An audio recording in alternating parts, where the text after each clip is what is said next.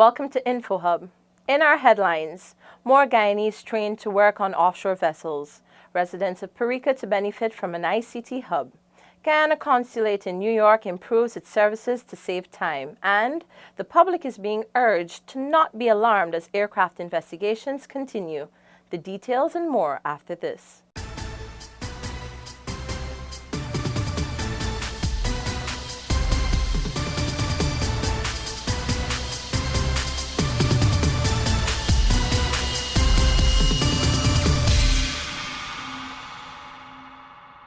Now for the details. 16 Guyanese have benefited from a rig training exercise facilitated by Eldorado Offshore. Candidates who successfully complete the training will be hired to work on oil vessels offshore Guyana. The training is being conducted by Edison Showest Offshore, an offshore support company. Course objective, as you see across there, is to educate and train marine rigging people.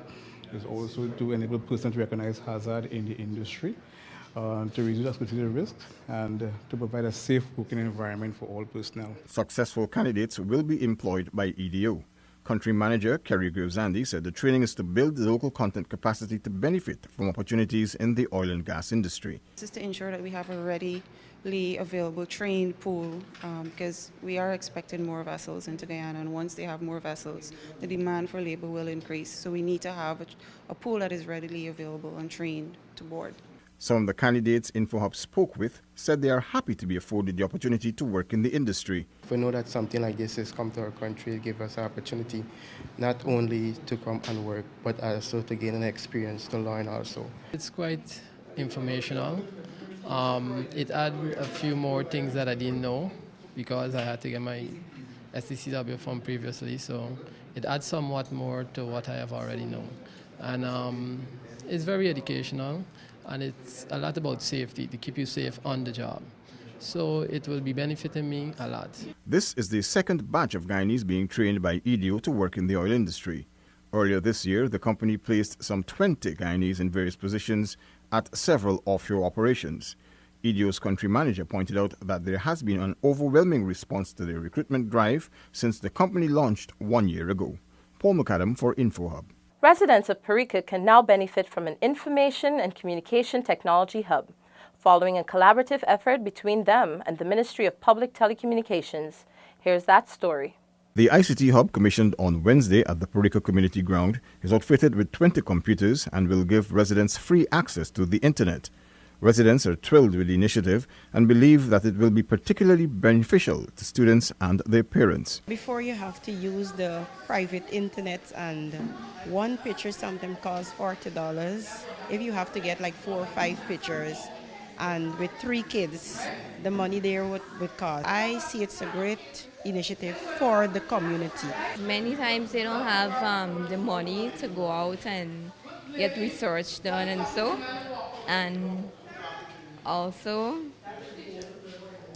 it's not far from the school, so they can just walk over in the afternoon and get their work finished. The ICT hubs are an initiative of President David Granger to bridge the digital divide in the country. Director of Community Development and Social Management, Philip Walcott, said that within the next 5 years, there will be an ICT hub in almost every community countrywide. While we're here dealing with the part of providing the access to community ICT hubs, the government agency is also working on making the government services accessible. Opening hours for the ICT hub in Perica are from Monday to Friday from 1500 hours 30 to 20 hours 30 and 1300 hours to 1800 hours on the weekends and holidays. Paul McAdam for InfoHub. Zanil Williams now tells us that the Chief Executive Officer of the Central Housing and Planning Authority, CHPA, Leon Saul, has given clarity for a decision made recently by the body to relocate 43 families to Mucka Arcadia. CHNPA CEO Leon Saul explained that on Monday, the authority met with councillors of the Mucka Arcadia Neighbourhood Democratic Council to officially inform them of the plans to relocate Lombard and Broad Street families to their community. Coming out of that engagement, it was agreed that the council will consult with the wider community of Mucka Arcadia And based on that consultation, we will decide the way forward. Of course, CHNP has no intention of imposing our will upon the people of Maka Arcadia. It is an engagement, and we want them to find favor with our position. The CHMPA CEO issued an apology to the residents of Mocha Arcadia since they were only made aware of the relocation plan via the media. First and foremost, the consultation with the council was not timely. The residents of Mocha Arcadia, I think they learned of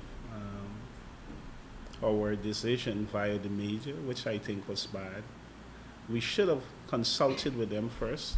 Mocha Arcadia residents are concerned that relocating newcomers to the community may add to the social problems they currently face. Another issue is that many view the area as ancestral land and are yet to receive their certificate of title for lands which they have been occupying for quite some time. The CHNPA says it is committed to having a fruitful engagement with the NDC and the residents. Zanil Williams for InfoHub. Guyanese living in the U.S. will soon benefit from improved services offered by the Guyana Consulate in New York. Here again is Zanil with the details. As of 2016, the Guyana Consulate launched a new website where persons can access information on the consulate's programs and services offered. Many services offered are now computerized, Consul General Atherley told InfoHub. Guyanese who do transactions at the consulate, we do have them on the web in a database at the moment, so that we have to have special days that we deal with the public in terms of their passports. And we're doing other important things now.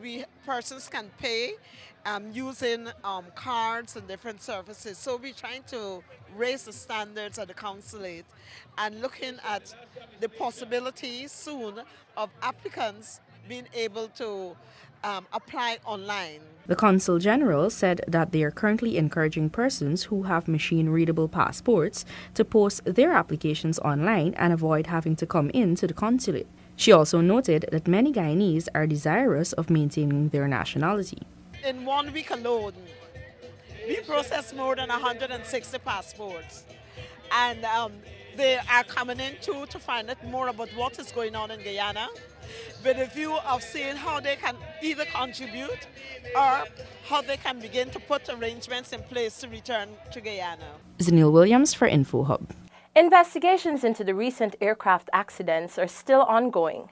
Crystal Stahl has that story. The GCAA Director General, Lieutenant Colonel retired Egbert Field, during a press conference at the authority's headquarters, gave an update on the high-level investigations.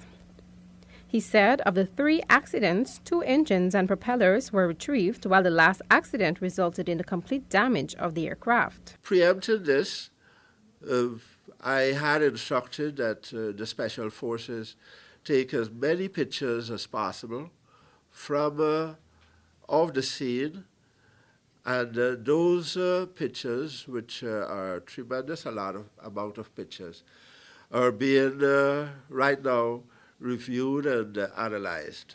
In the case of this accident, the GCAA is currently conducting interviews with key eyewitnesses. What we are doing in the case of this accident is interviews are being conducted with the company representatives and also individuals from the Madia station from which the aircraft had taken off. The Director General advised the public not to be alarmed. He noted that the investigations are merely to find the cause of the accidents and enhance safety in the future. We have increased our oversight, and this will not only be at the Chedijigan or at the Eugene F. Correa International Airport. We'll also be stretching our arms out, or our legs, I should say, out into the interior at some of the points, main points, which are being used as jump-off points or spring-off points for shuttle operations. At the end of September, the GCAA hopes to have operational testing of the automatic dependency surveillance broadcast to monitor the movements of aircrafts in Kaichur, Anai, Camarang, and the Port Kaituma areas. Crystal Stoll for InfoHub. Agriculture Minister Noel Holder paid a visit to the Burasiri Water Conservancy in an effort to access rehabilitation works there. InfoHub Delicia Haynes was also there. The Agriculture Minister, being accompanied by a team representing the NDIA, spent some time traveling along the West Coast Conservancy to get a first-hand look at the capital works ongoing within the area. We're working in this area right now, raising the dams quite near to, right in the Bonasika area. And we're also cleaning the Barrow Channel. Further back, we saw that the 8,000 feet weir was just recently cleared, and that allows excessive water or water above a certain elevation. The minister expressed satisfaction with some of the work that had been conducted. The upgrade to the infrastructure along the conservancy will ensure that adequate water is provided to farmlands, while drainage is facilitated in other areas.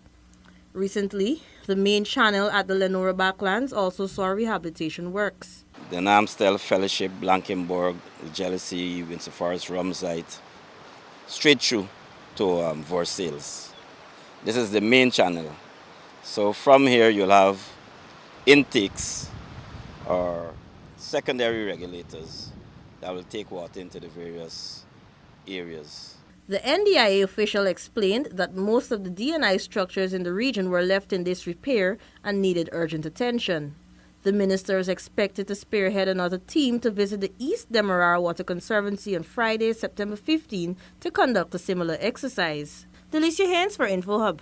Thanks for watching. Connect with us 24/7 on our website and social media. Goodbye.